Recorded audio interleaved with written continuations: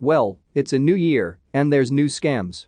So just like every year, I'm going to make this video going over a bunch of scams that are either brand new, or maybe they're not even new, but they're becoming more popular recently, or they're new variation on an old scam that you should watch out for coming into 2022. But of course, the best way to defend against them is to simply know about them. So you should be good by the end of the video for these, at least. So starting out with number 1, we have the Google Voice verification scam, and this one's really tricky because you might not even realize that you were tricked by the end of it. This one usually targets people who are selling things online, such as on Facebook Marketplace or Craigslist, but really anywhere that people post their phone number to be contacted. And this even includes, sadly, people who are looking for lost pets, for example. So how this scam works is they'll first contact you and say they're a little bit hesitant. They want to verify you're a real person, or verify that you're the real pet's owner, or verify anything really. And then they'll say that they're going to send a verification text, or may also be a voice phone call, and it'll be from Google Voice. It'll say Google Voice verification text, and then a code, and they'll ask you to give that code to them. And if you do, even if you don't have a Google Voice account, they've got you. So let me explain. Google Voice is basically a service where you get assigned a virtual phone number that ties to your main phone number, and then you can receive calls on the virtual phone number that gets forwarded to your main number. Or you can also make calls from the Google Voice number, the virtual number. And in this scam, what the scammer is trying to do is set up a new Google Voice account with the Google Voice number, except it'll be associated to you, the victim, not them. Because when they set it up, they enter in a phone number that it will be associated with, and then it sends that phone number, of course, a verification text. And if you give that, then they can basically sign up for an account under your number. And this is basically just a way for the scammers to get a nearly unlimited supply of new phone numbers because normally, obviously, you need a specific phone number to sign up for each account. But if they're going from person to person online, they can just trick everyone into signing up and get a whole bunch of numbers. And then those numbers would be used to scam other people.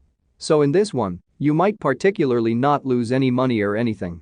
But still, your number is going to now be associated with some random Google Voice account. And if you do get tricked, you basically have to go through a process which is called reclaiming your number, which I believe involves just signing up for your own Google Voice account and then re-verifying with your phone number.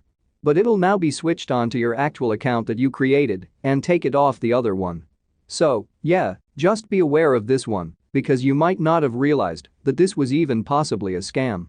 Alright, next up, we have these Zelle payment scam, and this one's interesting because you might not even realize that a lot of banks, possibly even your bank, uses Zelle and may have automatically signed you up so you can receive payments or send payments through Zelle, even though you never really made an account for it. And that's what the scammers take advantage of.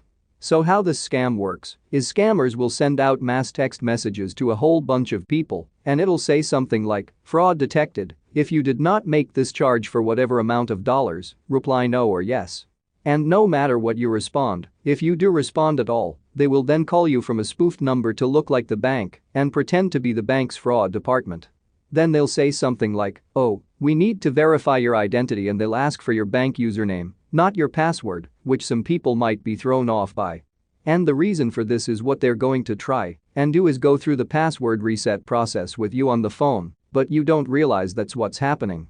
So they basically go onto the bank's website, put in the username you just gave them, and say forgot password, which will then, with Zelle at least apparently trigger a text message to be sent to the phone number associated with it. Which again, is your number, but you might not realize that it is.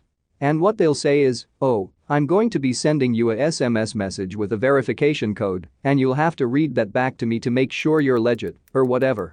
And unbeknownst to you, that's not a verification text code, it's a code to reset your password. Anyway, so once they get this number, they basically are able to get into your bank account and potentially even change your password. And because Zelle is tied to your bank account usually, they can use this to send money out of it. Now, I believe in some scenarios, when they do go to try and transfer money out, it will also trigger another confirmation text message. So what they'll probably do is keep you on the line, and they'll say that, "Hey, you're going to get a text message, and it's the refund confirmation. So you have to make sure that you confirm it because I'm sending the money back into your account that was stolen," or something like that. Meanwhile no, it's actually a confirmation for money coming out of your account to the scammer. So you have to be aware of that they will say really anything to get you to put in these codes or confirm the text message. And this one is actually part of a larger trend of scammers realizing they can get around two-factor authentication using SMS codes because a lot of websites stupidly basically make it so a text message turns into a one-factor authentication where you can reset your password with nothing but the confirmation code on your phone, which then opens up the possibility of scammers simply asking people for it. And even though usually it says, never share this code with anyone, people apparently do it anyway. And what's actually apparently really bad about this one is a lot of banks they say in their terms of service that the Zelle transfer doesn't actually get covered under certain fraud terms. So you kind of might just be out that money. So definitely be aware of this one. Alright, on to the next one, we have the cloud access job scam.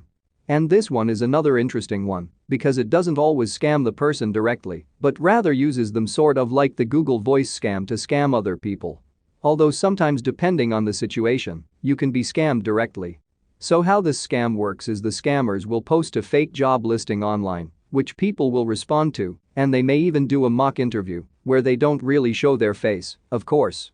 But maybe it's a text interview or over chat or something like that. And then they'll offer you the job, of course.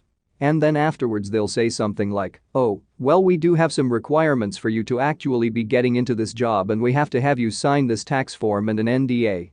And first of all with the tax form, that's not even the main part of the scam, but they might be kind of double dipping by when you do fill that information out, like with your social security number, they might take that and use that later against you.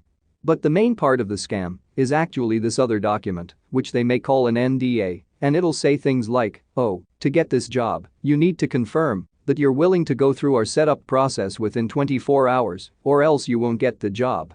And this process basically involves you signing up for a cloud computing account. Whether that's Oz, Amazon Web Services or Google Cloud, something like that. And the payoff for the scammers is they'll ask you, alright, after you set it up, give us the username and password and we can complete our setup process. And then once you do, of course, then they can use that Google Cloud or Oz account for nefarious purposes. A lot of times these accounts will have a starting bonus credit or something like a trial credit and those users now used your information that you're now associated with for fraud, which obviously is not good. Or sometimes I believe they may even get you to add your credit card number to the account and then say, oh, we'll reimburse you and we'll give you a bonus if you do this. And then of course, they can not only just charge the trial credit but then start using your credit card information for fraudulent purposes by running maybe a DOS attack or whatever they want to use these computing resources from this account on other people. So if someone asks you to sign up for an account and then you give them the username and password, that's really suspicious because why couldn't they have just done that for you then? So just be wary that these types of scams are out there. Up next,